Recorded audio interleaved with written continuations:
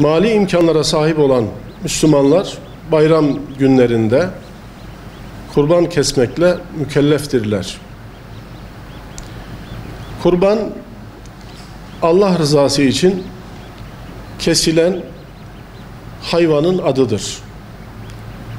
Küçükbaş hayvanlar bir kişi için kurban edilebilirken büyükbaş hayvanlar birden 7'ye kadar insan için kurban edilebilirler.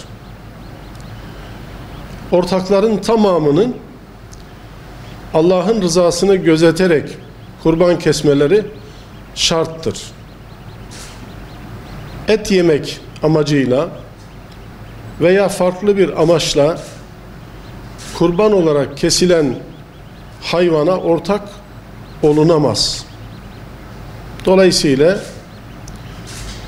Allah rızası için kesilen kurbanların tamamı bir hayvanda toplanabilir.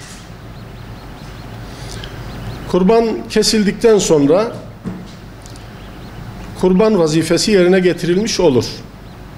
Fakat eğer bol sevap kazanmak niyetindeysek o zaman kurban etlerinin paylaşılması, fakir fukaraya verilmesi daha uygundur. Hatta İmam Şafii'ye göre fakir fukaraya verilmeyen kurban yerine geçmeyebilir. Hanefi mezhebine göre ise bir insan maddi açıdan çok iyi durumda değilse kurbanını kestikten sonra kurbanın tamamını da kendine bırakabilir. Fakat demeye çalıştığım şey şudur: Müslümanlar eğer sevap kazanmak niyetiyle kurban kesiyorlarsa kurbanlarını en az 3'e bölmeli, bir bölümünü kendi ve çoluk çocuğuyla yemeli, bir bölümünü fakir fukaraya, muhtaç insanlara dağıtmalı, başka bir bölümünü de kendi dostlarıyla, akrabalarıyla paylaşmalıdır. Fakat kurbanın tamamını, tekrar ifade etmek gerekirse, fakir insanlarla, yoksul insanlarla paylaşmak evla ve güzel olanıdır.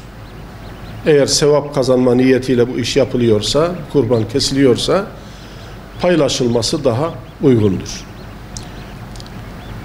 Gayemiz sadece Allah rızası olmalı.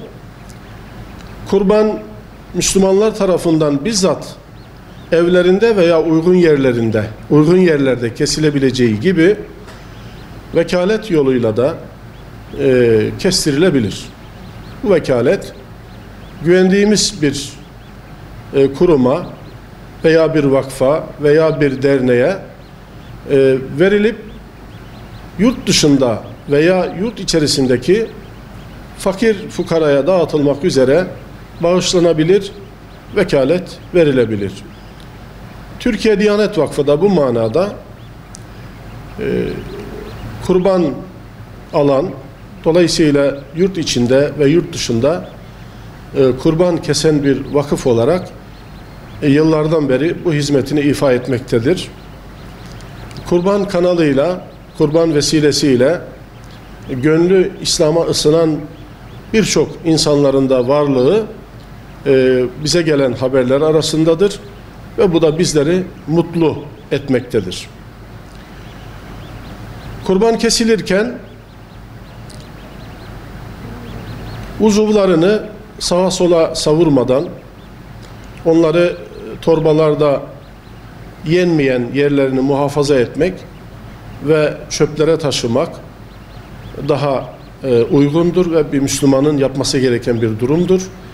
Bir Müslüman kurbanın uzuvlarını, yenmeyen kısımlarını sağa sola atmak, hayvanlara vermek suretiyle sağa sola taşınmasını uygun değildir, taşıması uygun değildir. Kesinlikle kurbanlarımızı hijyen şartlarına uygun, sağlıklı alanlarda kurban kesmesini bilen insanlara kestirmeli ve dağıtım işini de demin arz etmeye çalıştığım gibi güzel bir şekilde insanları üzmeyecek bir şekilde yapmalıyız. Sadakamızı ve infakımızı yaparken insanların kalbinin kırılmamasına, yani onları gücendirmemeye hep beraber gayret etmemiz gerekir. Kurbanı şöyle anlamak gerekir. Kurban sadece kesilen, eti yenen bir hayvanın kesilip dağıtılmasından ibaret bir ameliye değildir.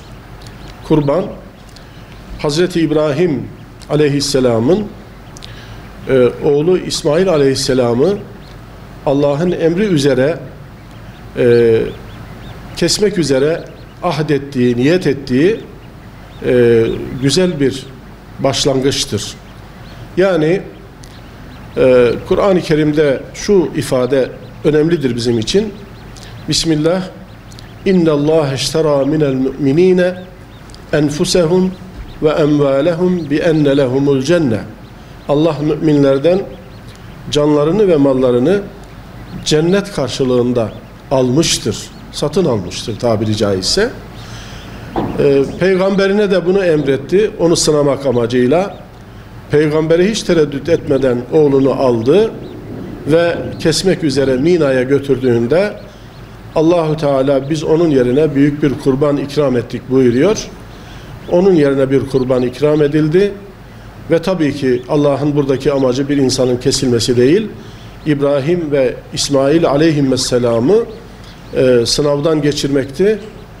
Cenab-ı Hak onlara yardımcı oldu. Onlar da bu sınavdan başarıyla geçtiler.